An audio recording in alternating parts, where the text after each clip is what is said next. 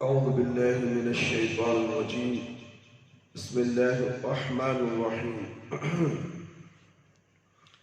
نحمده ونصلي على رسوله الكريم. أما بعد،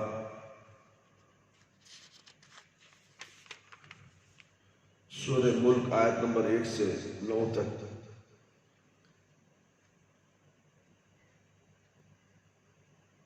بسم الله الرحمن الرحيم. تبارك الذي بيده الملك وهو على كل شيء قدير الذي خلق الموت والحياة ليبلوكم أيكم أحسن عملا وهو العزيز الغفور.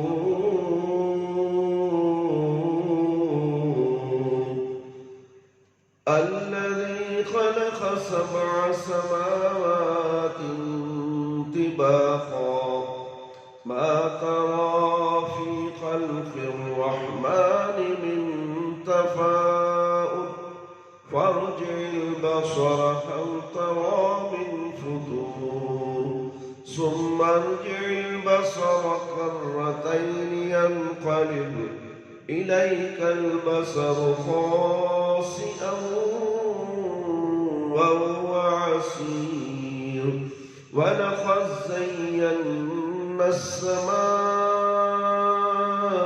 السماء الدنيا بمصابيح وجعلناها رجوما للشياطين وأعتدنا لهم عذاب السعير. وللذين كفروا بربهم عذاب جهنم وبئس المصير. إذا ألقوا فيها سمعوا لها شهيقا وهي تفور تكاد تميز من الغيظ كلما ألقي فيها فوج سألهم خزنتها ألم يأتكم نذير قالوا بلى قد جاءنا نذير فكذبنا وقلنا ما نزل الله من شيء إن أنتم إلا في ضلال كبير.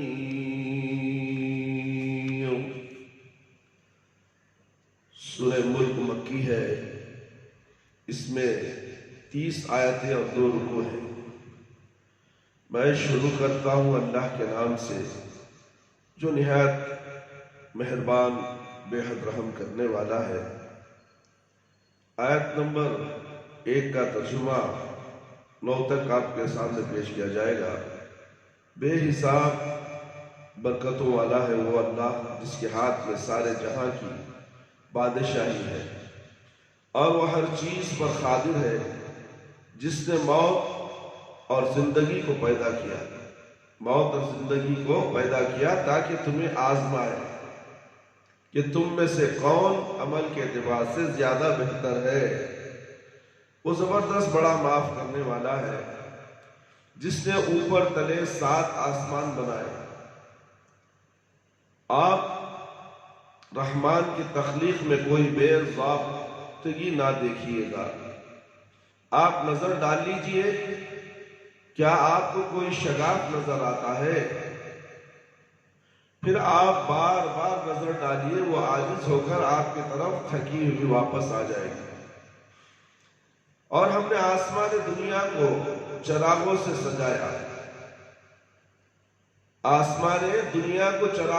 سجایا ہے اور چراغوں کو شیاطین کے مارنے کے لیے بنایا ہے. اور ہم نے ان کے لیے بھڑکتی آگ کا عذاب تیار کر رکھا. اور جو لوگ اپنے رب کے منکر ہیں ان کے لیے جہنم کا عذاب ہے، اور وہ بڑا برا ٹھکانہ ہے۔ جب وہ اس میں ڈالے جائیں گے تو اس کی ایک خوفناک دھڑاڑ سنیں گے، حالانکہ وہ گرمی کی شدت سے جوش مار رہی ہوگی، مارے غیظ و غضب کے وہ پھٹی جا رہی ہوگی۔ جب بھی اس میں ایک گروہ کو ڈالا جائے گا، اس کے نگران فرشتے اس سے پوچھیں گے کیا تمہارے پاس کوئی ڈرانے والا نہیں آیا تھا، نمازوں کو اٹھانے والا نہیں آیا تھا، اللہ اور اللہ کے رسول کی باتیں بتانے والا نہیں آیا تھا؟ اللہ اکبر۔ دیکھے جہنم میں دل کو پوچھ رہی سو کہ وہ نماز کو اٹھے نہیں، کام کو جاتے تھے، صبح اٹھ کو 5 بجے، نماز سے پہلے کام، نماز نہیں، نماز بعد میں کب سے پڑھ لی ہے، پہلے کام کو جانا نہیں۔ اللہ اکبر۔ یہی فرشتہ پوچھے گا، ان سے پوچھے کہ کیا تمہارے پاس کوئی ڈرانے والا نہیں آیا تھا؟ وہ کہیں گے ہاں ہمارے پاس ڈرانے والا آیا تھا، ہم نے جھٹلا دیا اور کہا تھا کہ اللہ نے کوئی چیز نازل نہیں کی ہے، تم بڑی گمراہی میں پڑ گئے۔ اللہ اکبر۔ دیکھو اس دن کا عالم کیا ہوگا جب یہ پوچھ گچھ ہوگی۔ آئیے اس کی تفسیر ملاحظہ فرمائیے۔ تفسیر سورۃ الملک، پہلی آیت میں کلمہ الملک آیا ہے، اس کا نام رکھ دیا گیا ہے، تفسیر کی کتاب میں اس کا نام تبارک، الواقعہ، المنجیہ اور المناعۃ بھی آیا ہے۔ زبائر نزول قرطبی نے لکھا ہے کہ سورت سب کے نزدیک مکی ہے۔ ابن مردویہ اور بیہقی وغیرہ نے ابن عباس رضی اللہ عنہما سے روایت کی ہے کہ سورہ تبارک الملک مکے میں نازل ہوئی۔ تبارک الملک کہاں نازل ہوئی؟ سورہ ملک مکے میں نازل ہوئی۔ فضائل حافظ ابن کثیر اور امام شوکانی وغیرہ نے سورت کی تفسیر سے متعلق کئی روایت نقل کی ہیں۔ ایک حدیث امام احمد، ابو داؤد، ترمذی، نسائی، ابن ماجہ وغیرہ نے ابو ہریرہ رضی اللہ عنہ سے روایت کی ہے کہ اللہ کی کتاب میں ایک سورت ہے جس میں 30 آیتیں ہیں، اس سے ایک آدمی کے لیے سفارش کی، یہاں تک کہ اسے بخش دیا گیا۔ ایک دوسری حدیث ترمذی نے جابر رضی اللہ عنہ سے روایت کی ہے کہ رسول اللہ صلی اللہ علیہ وسلم رات میں جب تک علم تنزیل تبارک الذی بیدہ الملک نہیں پڑھ لیتے تھے، سوتے نہیں تھے۔ اس آیت کریمہ میں اللہ تعالیٰ نے اپنی عظمت اور کبریائی بیان فرمائی ہے اور اپنی ذات کو، ملک و سلطنت، قدرت و علم، حکمت میں جیسی صفات کے ساتھ متصف کیا ہے۔ اللہ تعالیٰ نے فرمایا کہ وہ عظمت و بزرگی والا ہے، اس کی خیر و برکت عام اور اس کا احسان تمام مخلوقات کو شامل ہے۔ اس کے عظیم ہونے کی ایک دلیل یہ ہے کہ وہی عالم، عالم بالا اور عالم زمین کا شہنشاہ ہے، اسی نے سب کو پیدا کیا ہے اور وہی تنہا ان میں تصرف کرتا ہے۔ اس کے عظیم ہونے کی دوسری دلیل یہ ہے کہ وہ ہر چیز پر قادر ہے، اس نے اپنے کمال قدرت کے ذریعے آسمان اور زمین تمام مخلوقات کو پیدا کیا۔ اس کے عظیم ہونے کی تیسری دلیل یہ ہے کہ اس نے موت اور زندگی کو پیدا کیا ہے، وہی جسے چاہتا ہے زندگی دیتا ہے اور جسے چاہتا ہے موت دیتا ہے، اس کے سوا کوئی اس پر قادر نہیں۔ اس نے انسانوں کو زندگی دے کر دنیا میں بھیجا اور انہیں خبر دی کہ ان کو موت لائق ہوگی، وہ دار فانی سے کوچ کر کے دار آخرت کو سدھاریں گے۔ تو جو کوئی اس دار فانی میں اللہ کے اوامر کو بجا لائے گا اور نواہی سے بچے گا، دار فانی دنیا کو کہا جاتا ہے، اس دنیا میں اللہ کے کام احکام کو بجا لائے گا، اللہ کے حکم کو مانے گا اور نواہی سے بچے گا، اسے اللہ تعالیٰ دونوں جہاں میں اچھا بدلہ عطا فرمائے، دنیا میں بھی اچھا بدلہ دے گا اور مرنے کے بعد بھی اچھا بدلہ دے گا۔ اور جو کوئی یہاں اپنی شہوتوں کا غلام بن کر زندہ رہے گا اور اللہ کے عوامل کو پس پشت ڈال دے گا، اسے بدترین بدلہ ملے گا۔ آیت کے آخر میں اللہ تعالیٰ نے فرمایا کہ وہ بڑا زبردست ہے، ہر عزت و بڑائی اسی کے لیے ہے، وہ تمام مخلوقات کی گردنیں اسی کے لیے جھکی ہوئی ہیں، اور وہ اپنے توبہ کرنے والے اور اپنی طرف رجوع کرنے والے بندوں کے گناہوں کو معاف کرنے والا ہے، اور ان کے عیبوں پر پردہ ڈالنے والا ہے۔ باری تعالیٰ نے اپنے مزید تعریف بیان کرتے ہوئے فرمایا کہ اس نے 7 آسمان پیدا کیے جو ایک دوسرے کے اوپر ہیں، لیکن ایک دوسرے سے چپکے ہوئے نہیں ہیں، بلکہ ہر وہ آسمان کے درمیان ہوا اور 500 سال کی مسافت ہے۔ ایک آسمان سے دوسرے آسمان کی طرف جانا ہے تو 500 سال لگیں گے دوسرے آسمان کو چھینے کے لیے۔ آئیے بات سمجھ میں، اور اللہ تعالیٰ نے ان آسمانوں کو غایت درجے حسین اور خوبصورت اور منظم و مرتب بنایا ہے، اور ان میں کوئی خلل اور نقص نہیں پایا جاتا، اور آسمانوں کے اسی حسن و جمال اور کمال ترتیب و انتظام کو بیان کرنے اور انسانوں کو دعوت فکر و نظر دینے کے لیے اللہ تعالیٰ نے فرمایا کہ تم انہیں غور سے دیکھو،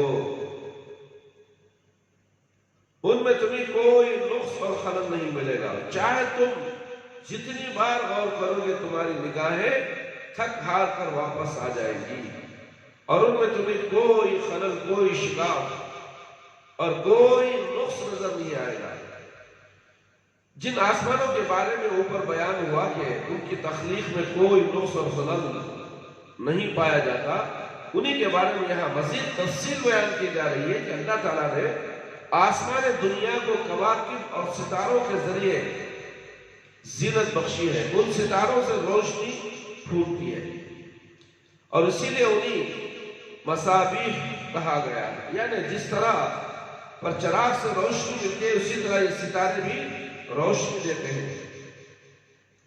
شوکانی لکھتے ہیں کہ بعض ستارے آسمان دنیا کے اوپر والے آسمانوں میں پائے جاتے ہیں، لیکن وہ ایسے نظر آتے ہیں جیسے آسمان دنیا پر ہی ہو، اس لیے کہ اجرام سمائیہ اتنے سیخن اور شفاف ہے کہ اوپر کے آسمانوں میں موجود کواکب کی روشنی ان سے چھن کر نیچے تک آتی رہتی ہے،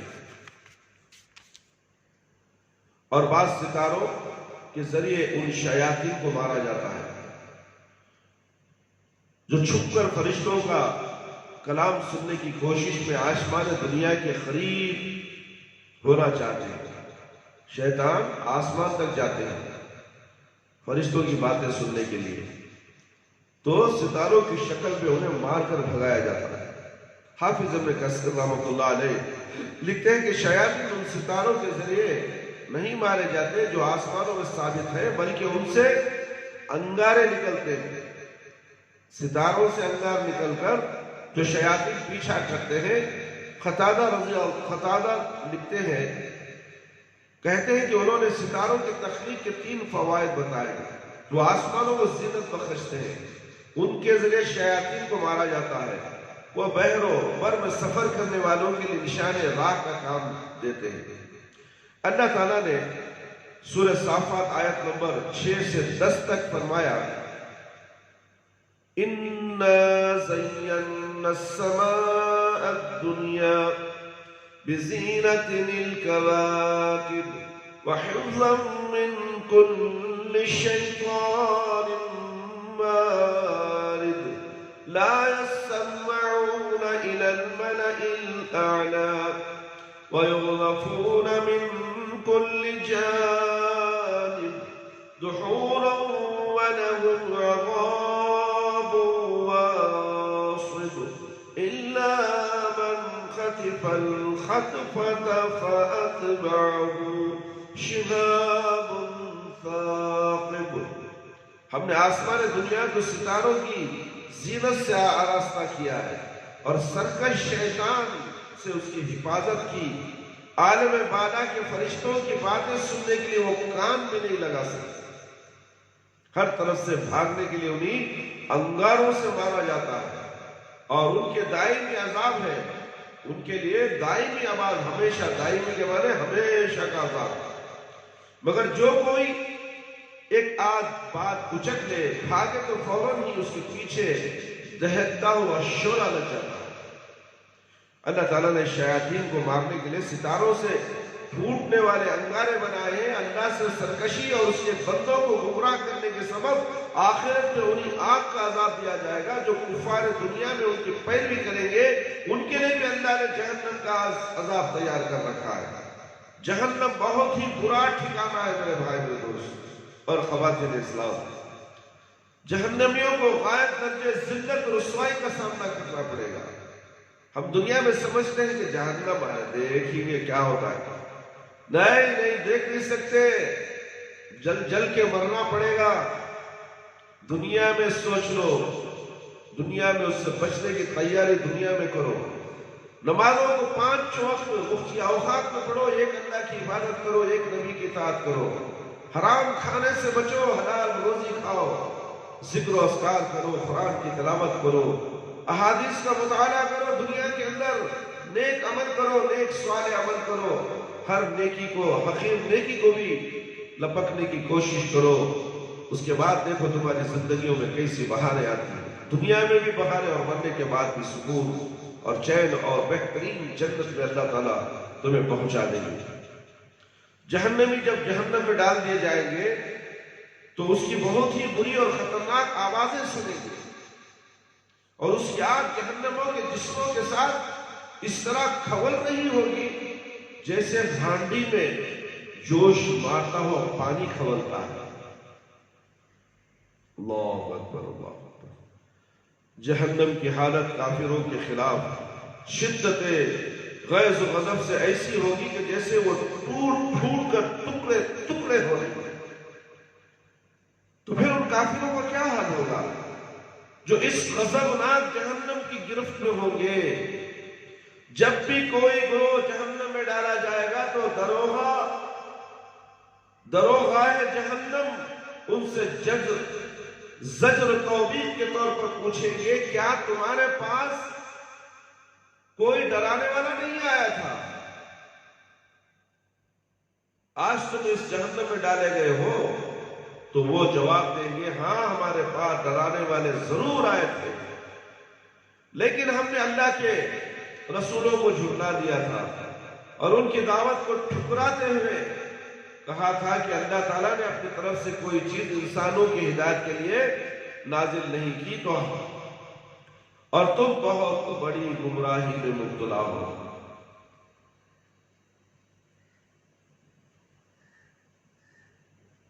مفسرین لکھتے ہیں کہ انہوں نے اپنے زمانے کے نبی کو جھٹلایا اور گزشتہ تمام انبیاء اور کتابوں کو بھی جھٹلایا، اور اسی پر اکتفا نہیں کیا بلکہ تمام رسولوں کو بھی بڑی گمراہی کے ساتھ متہم کیا۔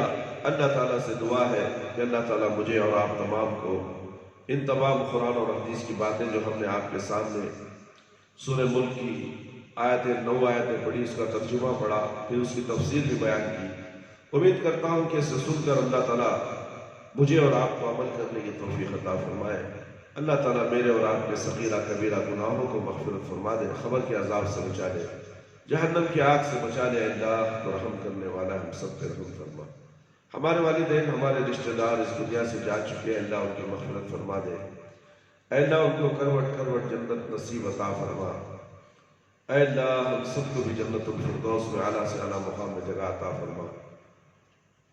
اے اللہ قبر کے عذاب سے بچا لے، جہنم کی آگ سے بچا لے، قبر کے سوالات بالکل آسان فرما دے، قبر کی تاریکی کو روشنی بدل دے، میدان حشر میں رسوائی سے بچا لے۔ اللہ ہمیں موت دے تو ایمان کی حالت میں موت دے، جب ہماری روح ہمارے جسم سے نکلے تو اللہ ہماری زبان پر کلمہ لا الہ الا اللہ محمد رسول اللہ جاری رہے۔